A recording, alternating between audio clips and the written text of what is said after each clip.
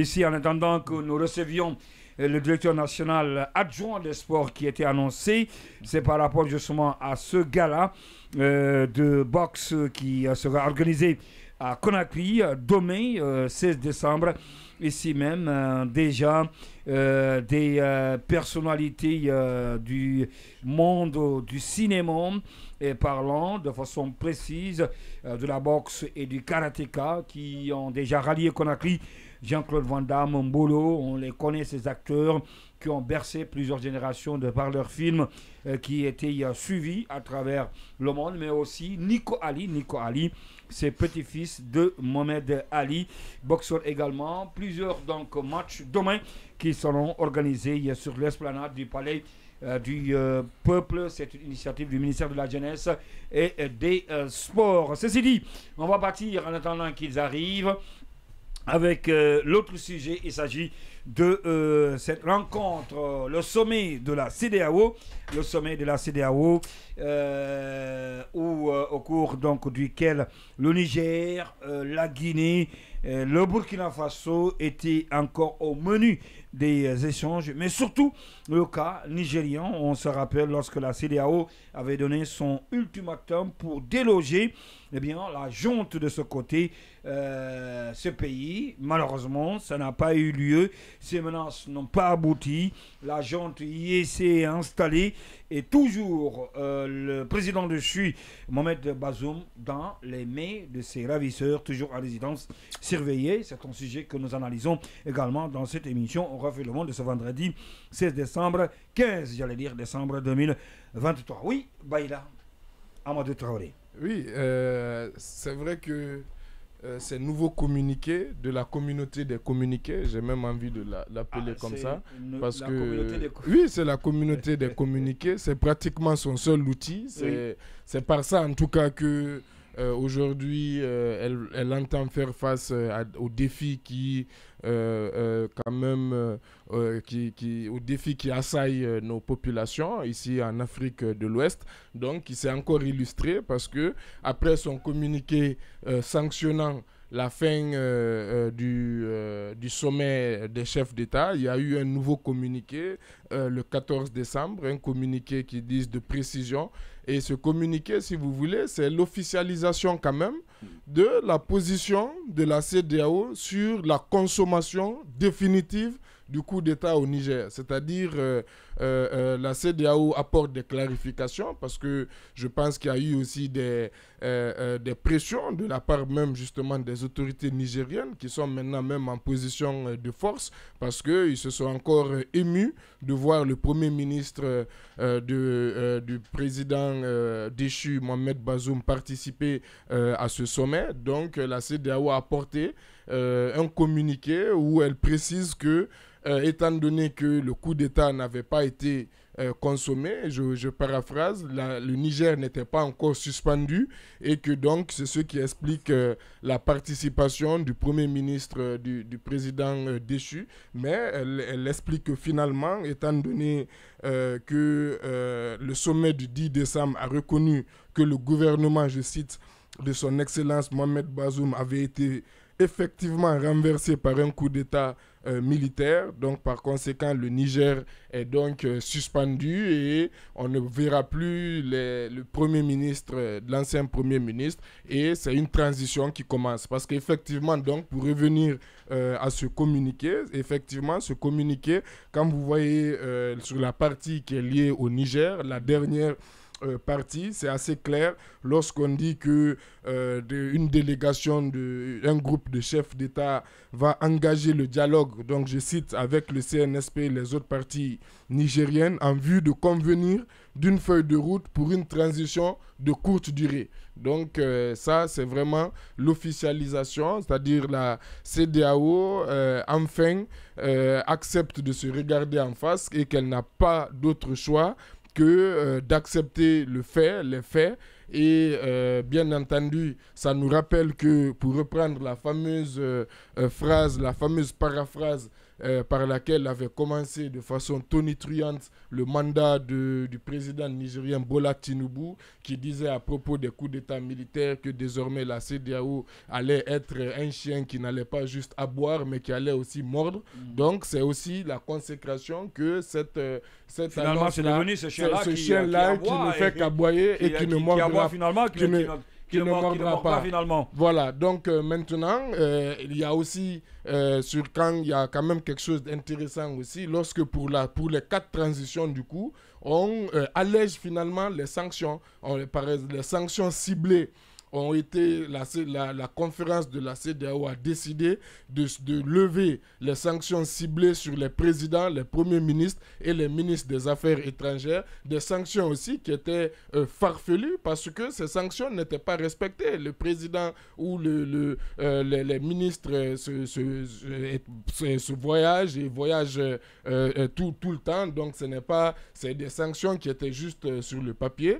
Et même à l'intérieur même de la CEDEAO, au début certains disaient que ça allait être répercuté au nom du principe de subsidiarité, mais on a vu que tout ça finalement c'était du pipeau. Donc la CEDEAO tente d'être réaliste et aussi elle évoque aussi les problèmes qu'il y a en Guinée-Bissau et au Sénégal, mais toujours de façon encore très prudente. Et comme par exemple au Sénégal, elle va encore attendre que la situation dégénère pour pouvoir vraiment faire un communiqué ou pour pouvoir encore faire un autre communiqué qui n'a pas de sens, alors qu'il faut traiter les problèmes à la racine, les problèmes de ceux qui apportent justement ces coups d'État, ces transitions, et justement la CEDEAO malheureusement n'est pas encore au rendez-vous, et c'est vraiment l'officialisation, et cela aura un impact sans doute sur les transitions en cours, parce que déjà ça transparaît de ce communiqué aussi quand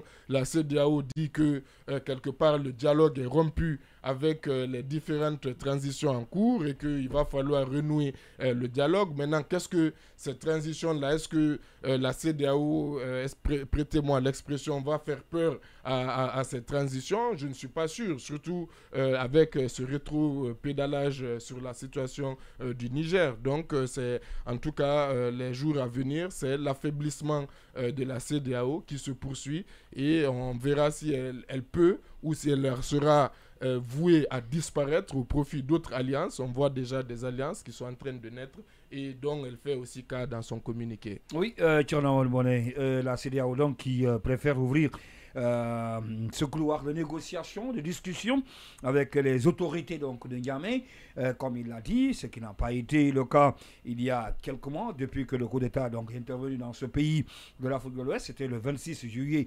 2023, il faut le rappeler. Mohamed Bazoum donc, qui a été débarqué de son pouvoir, et juste, il faut le rappeler, qui se trouve toujours dans les mains de ses ravisseurs, s'il faut le dire ainsi, qui est toujours donc en résidence surveillée, malgré toutes les menaces blandies par la CEDEAO. La junte au Niger tient toujours. Bon, je ne sais pas si on suit ce sujet de la même façon, mais je ne crois pas que ce soit une première que la CEDEAO ait choisi la voie de la discussion. Non, il ne s'agit pas de... Je pense que la première action que la CEDEAO avait faite, même si après ce n'était pas officiel comme ça, c'était d'envoyer le président Faure au Niger, quand le coup d'État est survenu. Faure Gnassingbé, je pense bien, si je ne me trompe pas, qui a débarqué à Niger au Niger, pour discuter avec les autorités militaires. Et cette discussion-là n'a pas abouti à grand-chose. Après, on a aussi entendu que des chefs religieux étaient partis pour rencontrer les autorités nigériennes, les nouvelles autorités ou alors les militaires qui sont au pouvoir, et ça n'a pas aussi abouti. Et vous voyez bien tout le tâtonnement que la CEDEAO a eu à mettre en pratique son option militaire, parce qu'effectivement, des experts et d'autres analystes ont dit effectivement que ce serait l'hécatombe que de déployer une armée au Niger pour chasser les militaires et qu'il fallait privilégier la voie diplomatique. Je pense que cette voie diplomatique, elle a été utilisée jusqu'à terme, au point que on est même tenté de dire que la CEDEAO s'affaiblit un peu devant ces militaires-là qui ont fini par asseoir leur autorité, qui voyagent, qui scellent des unions avec d'autres d'autres putschistes. Et là, on avait désapprouvé l'option militaire qui pourtant avait été perçue par le président Tinubu et d'autres chefs d'État comme la seule façon pour restaurer le pouvoir de Mohamed Bazoum au Niger. Et donc, nous avions dit, et beaucoup avaient dit que c'était un discours va-t-en-guerre que de dire qu'on déploie l'armée et tout ça. Maintenant qu'aujourd'hui, que la CEDEAO ait reconsidéré sa position, je ne dirais même pas qu'elle a reconsidéré sa position parce qu'il y a une logique. Elle a continué à accepter le gouvernement de Mohamed Bazoum à ses rencontres jusqu'à ce qu'elle a compris qu'en réalité, il y a une situation de fait. Le CNSP est devenu l'autorité du Niger. Et alors, elle dit qu'à partir de ce moment-là, donc nous ne recevons plus le gouvernement de M. Mohamed Bazoum à nos réunions et nous considérons que notre membre qui est le Niger est suspendu parce que on est obligé de constater qu'il y a un coup d'État. Je pense qu'il y a une logique là-dessus et donc on déclenche un processus qui est déjà établi en la matière. Vous vous souvenez quand il y a coup d'État et que la CEDEAO conclut qu'il y a un coup d'État, la première action, c'est de suspendre l'État qui est concerné. C'est ce qui a été fait. Effectivement, des sanctions qui avaient déjà été prises, elles le restent. Et donc, la CEDEAO réaffirme son offre de dialogue, de discuter avec les autorités pour trouver un chronogramme et un retour rapide à l'ordre constitutionnel. Maintenant, après, moi, ce qui m'intéresse là-dedans, plus que cette déclaration-là concernant le Niger, c'est concernant notre pays, parce que nous sommes aussi sur le banc des accusés de la communauté internationale, notamment de la CEDEAO. Et là, ce qui est intéressant dedans, c'est que on a suivi l'interview de Cellou Dalein hier sur les antennes de Joma, qui parlait de cette transition-là, qui parlait des étapes à franchir pour un retour à l'ordre constitutionnel, et qui dénonçait, comme nous le faisons tous les jours ici, le retard qui est observé dans l'accomplissement dans la réalisation de ces 10 étapes-là et la situation qui prévaut, qui est que on est en train de partir vers un glissement du calendrier qui est prévu. Et donc la CEDEAO constate elle aussi qu'il n'y a pas de progrès, à la hauteur des attentes qui étaient là. Mais elle n'anticipe pas pour parler de sanctions et autres là. Certainement qu'elle va continuer à observer et la Guinée ne respectera pas son engagement de 24 mois, en tout cas le compromis dynamique, et certainement que la CEDEAO statuera sur cette question-là. Mais est-ce que la CEDEAO aura cette force pour, si vous voulez, affronter une autre junte qui serait naturellement à l'origine d'un coup d'État dans un pays de l'Afrique de l'Ouest? Non, mais vous savez, le problème, c'est quoi? Il faut qu'on sache d'abord qu'est-ce qu'on veut. Est-ce que nous voulons que cette CEDEAO n'existe pas, qu'il n'y ait pas une autre organisation, au-delà des forces d'opposition à l'intérieur qui peuvent empêcher des choses comme ça, qu'il n'y ait pas une autre organisation à laquelle nous donnons de la force et qui peut empêcher que des choses arrivent. Vous voyez bien que cette histoire de force en attente que le président, qu'on appelle Ambalo, avait voulu vraiment qu'on remette sur la table, pratiquement on n'en parle plus. Vous savez que la CEDEAO a été sérieusement critiquée ces derniers temps, après le coup d'État notamment du Niger, et qui est venu envenimer la situation. Il y avait une pandémie de coup d'État qui était en cours, le Mali, la Guinée, le Burkina Faso. Elle a été sérieusement secouée au point que c'est nous-mêmes, peuples, qui sommes victimes de ces coups d'État, qui sont en réalité des prises d'otages, entre guillemets, parce que c'est des gens pour qui on n'a pas voté, qui viennent s'installer au pouvoir et qui bloquent tout et qui veulent qu'on suive la feuille de route qu'eux, ils imposent aux citoyens. Alors, c'est nous-mêmes qui disons à la CEDEAO, qui est censé faire respecter des engagements communautaires que nos États ont pris, c'est nous qui disons à cette CEDEAO, ah non, mais pourquoi vous venez maintenant, après, et quand elle se tait aussi, elle n'intervient pas, on dit, bon, la CEDEAO ne joue pas effectivement son rôle. Qu'est-ce que nous voulons? Est-ce que nous voulons que chaque État, au nom de sa souveraineté nationale, se soustrait de ses engagements internationaux et qu'à l'intérieur des militaires, à tout moment, en fonction des rapports de force qui peuvent exister à l'intérieur de l'armée, puissent prendre le pouvoir et faire du reste du peuple ce qu'ils veulent? Moi, je pense que non. Je pense qu'il faut renforcer cette CEDEAO-là. Il faut la critiquer dans le sens de l'amener à revoir peut-être ses méthodes. Je suis d'accord. On dit d'ailleurs que c'est la meilleure organisation sous-régionale. Non, mais qu'elle soit la meilleure ou pas, c'est notre organisation sous-régionale. On ne peut pas quand même militer pour que disparaissent des forces comme la CEDEAO qui peuvent être en réalité des sentinelles. Qui ne fait pas l'affaire aussi, Thierno Amadou. Non, je suis d'accord. Est-ce qu'il faut que la CEDEAO disparaisse? Je ne crois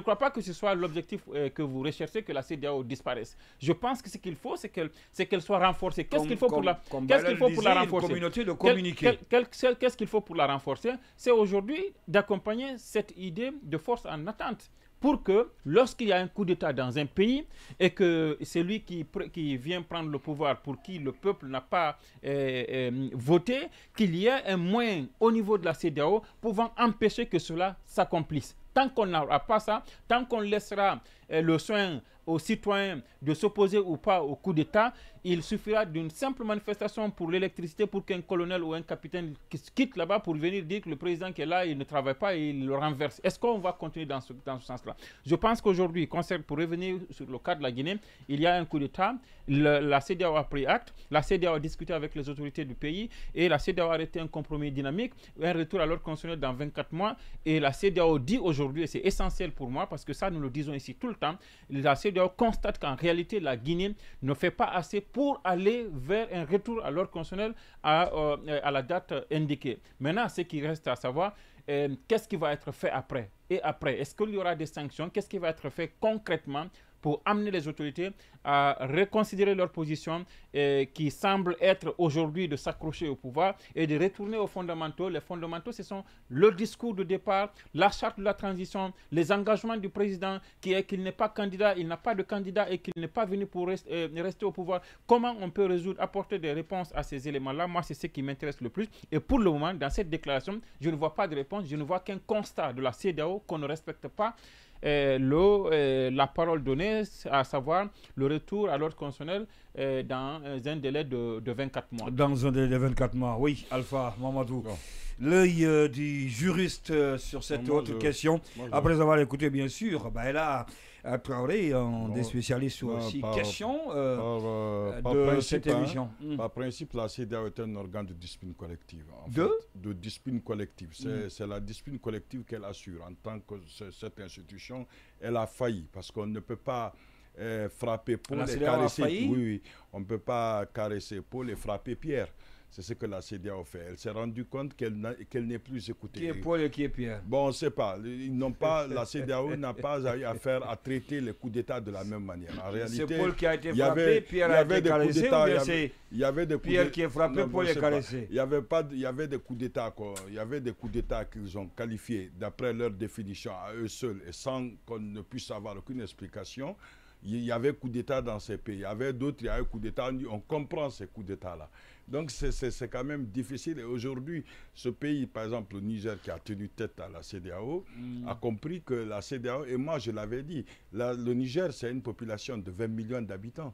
Donc, la CEDEAO n'a pas la force. Et si aujourd'hui la CEDEAO est considérée comme l'organe parmi les autres... C'est un vaste pays aussi, il ne faut pas l'oublier. Ce que je dis, c'est très vaste. La CEDEAO est considérée comme très forte, c'est parce que toutes les fois qu'elle est intervenue, c'est avec des petits pays qui ne dépassent pas 2 millions d'habitants. Ah bon? La CEDEAO est un organe très faible. C'est au Libéria, en Sierra Leone et en Guinée-Bissau. C'est là, en Sierra Leone, il n'y a même pas 2 millions d'habitants. Par exemple, ils avaient réussi avec Macky Sall. La Gambie n'a même pas 1 million d'habitants. C'est l'armée sénégalaise qui est rentrée sans problème. Dans le Sénégal. Mais je vous avais dit, la Guinée-Bissau n'atteint pas 2 millions d'habitants. C'est des petits pays où on peut les attaquer. C'est que sur la CEDEAO, on ne peut pas attaquer le pays, mais... C'est un exemple. L'intervention militaire est une attaque. Ceux qui viennent s'accrocher au pouvoir. Mais ce que je dis, attaquer en fait cette junte pour être plus correct. Et attaquer la junte, c'est difficile de faire la part des choses. C'est une guerre après tout. La guerre parce qu'il y avait un otage au Libéria. Il y a le président Bazoum. Imaginez au Libéria. Attaquer la junte qui gère l'État, c'est attaquer l'État. C'est attaquer l'État. Au Libéria, il y a une guerre. C'est pas, vous avez suivi avec la CEDEAO, les Comores. En Sierra Leone, il y en a eu. En Guinée-Bissau, la CEDEAO est intervenue. La CEDEAO n'est jamais intervenue dans un grand pays. Et ça se voit. Et généralement, même en Afrique centrale, là où les organisations interviennent dans des grands pays, c'est l'échec. L'exemple palpable, c'est le Congo, la RDC. Mais moi, je ne sais pas si on se comprend bien. C'est-à-dire que ce constat-là, ce diagnostic-là, on l'a déjà fait tous. Maintenant, moi, ce que je dis, c'est qu'aujourd'hui, est-ce qu'il faut s'en réjouir ou il faut que la CEDEAO ait des capacités à intervenir, même au Nigeria, quand c'est le cas, quand, par exemple, à l'issue de son mandat, le président Tinubu, il perd les élections, mais il dit non, c'est moi qui suis le président, que la CEDEAO ait la possibilité d'intervenir pour rétablir. C'est pas sa vocation. C'est pas sa vocation. Elle n'a pas été créée pour ça. Je pense que la CEDEAO pouvait intervenir si elle était de bonne foi, si elle avait, comment dirais-je, pouvoir expliquer les choses de façon correcte. Et ça devait être une idée de justice qu'elle développe à l'intérieur d'elle-même. Aujourd'hui, la CEDEAO, c'est l'organe exécutif. L'organe exécutif de la CEDEAO, c'est eux qui décident, c'est les présidents. Ce n'est pas un organe, ce n'est pas un parlement comme dans l'Union européenne. C'est le président de la République ce sont les présidents qui décident. Honnêtement, c'est compliqué pour la CEDEAO de dire qu'elle va être l'organe qu'on souhaite qu'elle devienne. Elle ne peut pas le devenir puisque, en réalité, c'est l'ensemble des putschistes qui sont réunis pour prendre des décisions contre le coup d'État. Ils ne peuvent rien dire aux autres États. Généralement, il y a le président Ouattara, aujourd'hui qu'on connaît, qui n'est pas un exemple. Hein. Ça, c'est une vérité. Ce sont les puissants. Le Nigeria, le micro. Le Nigeria aussi, c'est comme ça. Et je pense que la CEDEAO... La Guinée-Bissau vient de dissoudre aujourd'hui, regardez, il y a eu la déclaration, mais la CEDEAO est timide. La CEDEAO est timide sur le coup d'État. On est d'accord sur, par exemple, le cas de la Guinée-Bissau. Il y a le fait que le président a dissous. Parce que vous parlez de petits États. Non, pour vous dire que c'est une question de politique et de volonté. Et Bazoum est mal élu aussi. Non, je ne dis pas mal. Bazoum est mal élu. Qu'il soit mal élu ou pas, il a été élu. Qu'il soit mal élu ou pas, mais le président Ambalo, c'est lui qui vient de quitter la tête de la CEDEAO en tant que président de la conférence des chefs d'État, de la CEDEAO. Donc, en principe, c'est une icône. C'est lui qui prônait ici la lutte contre le coup d'État, mais c'est lui qui a destitué l'Assemblée. Et malgré la déclaration de la CEDEAO qui est intervenue, à peine de malgré la déclaration de la CEDEAO, et hier, ils ont gazé l'opposition qui a voulu pénétrer l'Assemblée. Donc, c'est pour vous dire, c'est pour vous dire, je suis d'accord, cette même CEDEAO acclame Déby fils, qui n'est pas mieux, plus démocrate que Mamadi Doumbouya ou alors les autres, Ibrahim Traoré. Après, je suis d'accord, mais qui sont soutenus par les parrains de la CEDEAO. Ceux qui soutiennent la CEDEAO aujourd'hui, c'est la France, c'est l'Union européenne, c'est les autres. Donc la CEDEAO, je pense qu'aujourd'hui, pour être réaliste, c'est qu'on est tous d'accord, et le diagnostic, il est là. La CEDEAO, elle a des faiblesses. La CEDEAO, elle a des calculs politiques parfois, et elle peut être flexible ici et ne pas l'être de l'autre côté. Tout ça l'affaiblit. Mais aujourd'hui, je pense, ce qu'il faut faire, c'est qu'effectivement, il faut qu'au niveau international, qu'on ait un instrument auquel on peut s'accrocher parce qu'à l'intérieur de nos États, il n'y en a pas. C'est parce qu'il n'y en a pas. C'est mon temps de parole quand même. Je termine rapidement. Je voulais juste vous écouter. Parce qu'aujourd'hui, vous prenez un cas comme la Guinée. Et un pays comme la Guinée, je ne sais pas ce qui se passe au Niger ou ailleurs, mais le cas de la Guinée. Aujourd'hui, on n'a aucune force, je veux dire, aucun contre-pouvoir mais c'est le cas du monde. Hein. Voilà, L'ONU n'est pas un contre-pouvoir, l'Union européenne. Aujourd'hui, c'est ça, c'est un peu la difficulté aujourd'hui des cadres géopolitiques. L'Union européenne et l'ONU peuvent faire. Rien. La guerre en Palestine, l'ONU est impuissante. Le secrétaire général de l'ONU dit qu'il ne peut rien, il demande de conseil. Ce que je suis en train de dire, c'est qu'aujourd'hui, le constat est que si nous n'avons pas d'instruments comme ça à l'international, vous et moi savons qu'on ne peut pas compter sur le parti politique. Maintenant, pour terminer, juste, je vais donner la parole. Je ne vais pas retarder. Mais la seule chose sur laquelle on ne doit pas compter sur la CEDEAO, sur l'ONU ou sur l'Union africaine, en fait, les choses ne pourront pas fonctionner. Ce sur quoi nous devons nous appesantir et y donner une force très spéciale, c'est d'avoir des institutions internes. Par exemple, avoir une armée digne de nom, une armée professionnelle. Regardez par exemple comment les gens reçoivent des grades. Quelqu'un quitte lieutenant-commandant, il devient général de brigade, général de division. Quand les généraux du monde se présentent, lui ne peut pas aller là-bas. Donc ça veut dire qu'en réalité, généralement, comment nos armées sont gérées, comment nos fonctionnaires sont gérés, c'est là qu'il faut régler le problème. Il faut avoir un plan de carrière. Il n'a pas sauté de grade. Non, c'est pas, je ne parle pas de façon générale. Si vous regardez les transitions, on bombarde des grades. Ce n'est pas seulement en Guinée, on bombarde sans tenir compte des critères. Sans tenir compte d'aucun critère. Généralement, le général de division, c'est lui qui va diriger le général de brigade, même si celui c'est un vrai général. Donc extrêmement, il faudrait qu'on ait des valeurs à l'interne, qu'on puisse les exploiter de sorte que nous ne puissions pas compter les autres. Le général de brigade. C'est ce que je dis, mais regardez si on l'a fait sauter alors que l'autre c'est un vrai général de brigade. Voilà un peu comment des petits capitaines, des commandants, même des sergents-chefs viennent faire des coups d'État devant des généraux, puisque l'armée ne fonctionne pas comme ça se doit. La fonction publique, c'est la même chose dans tous les autres secteurs. Il n'y a pas d'organisation. Il faudrait qu'on soit fort en termes d'organisation. Il faudrait qu'on soit fort en termes d'organisation. On va lire ce message de cet auditeur. Bonsoir, Cheikh Sadibou. Donc, il y a toute l'équipe, chers journalistes. Le président Macky Sall doit sauvegarder les acquis de la démocratie pour qu'il puisse sortir par la grande porte. Je termine pour souhaiter bon vendredi. Et là, Mamadou, s'il a signé Aboubakar Benfa Mara Dilele Fauté. Oui. Rapidement. Oui, moi je voudrais rappeler d'abord que la CEDEAO n'a pas forcément à se mêler des affaires internes des pays, surtout des questions politiques. Je rappelle aussi que les deux membres fondateurs de la CEDEAO qui ont fait le plus, qui ont fait des campagnes, qui ont sillonné tous les pays pour pouvoir créer cette organisation, ce sont des putschistes, ce qu'on appelle des putschistes, c'est-à-dire c'était Yakubu Gowon du Nigeria et Eyadema du Togo. Et la CEDEAO s'appelle Communauté économique des États de l'Afrique de l'Ouest. Que la CEDEAO se concentre à développer des infrastructures interrégionales, que la CEDEAO se concentre à créer des entreprises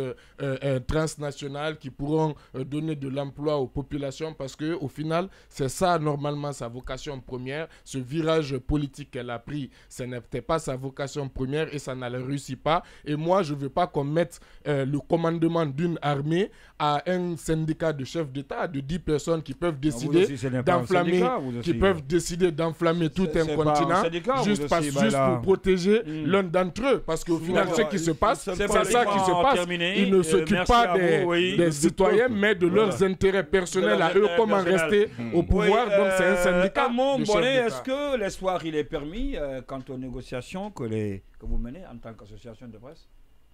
Non, mais pour ça, sortir de ce bourbier en 30 secondes. Non, oui, sans autant rentrer dans voilà, les non, détails. l'espoir il est permis. L'espoir est permis, mais je pense que c'est un moment aussi, et ça parce que... quelqu'un m'a soufflé à l'oreille que d'ici lundi, les lignes pourraient bouger. Non, je ne sais pas qui est ce quelqu'un, mais ce que je suis en train de dire, c'est que parfois, parfois il y a ces circonstances douloureuses qui arrivent. C'est des circonstances pendant lesquelles vous faites vous faites une pause, vous essayez de vous mirer, de vous faire un procès personnel. Un check même. Un check. Ouais. Je pense que c'est aussi un moment où chaque intervenant dans le domaine des médias peut aussi s'interroger sur ce qu'il fait, sur sa façon de faire, sans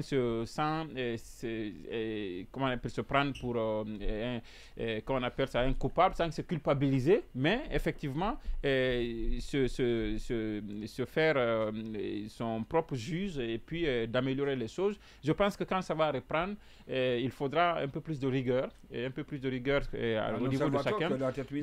Mais une fois encore, vous et moi convenons que ce qui est arrivé, il n'y a rien qui puisse l'expliquer. Et je pense que même... Il y a un observatoire qui est prévu, non? Je pense que oui. Un observatoire d'autorégulation. Je ne suis pas habilité à communiquer là-dessus, mais une fois encore... Je pose une question que je pose. Vous qui êtes du comité de crise. Oui, justement. Vous êtes non mandat. Non, justement, ce qu'il faut savoir, c'est que... Pas mandat, un mandant. Je suis d'accord. Et ce qu'il faut savoir, c'est que des discussions sont en cours. Et vous ne voulez pas parler, alors que c'est vous qui fatiguez les invités chaque fois pour savoir creuser. Mais quand je pose une question à un invité, vous êtes celui qui doit nous informer. Vous voulez en faire une détention? Oui, mais parce que aussi, en termes d'information, il y a aussi le harcèlement. D'accord. Merci beaucoup à vous.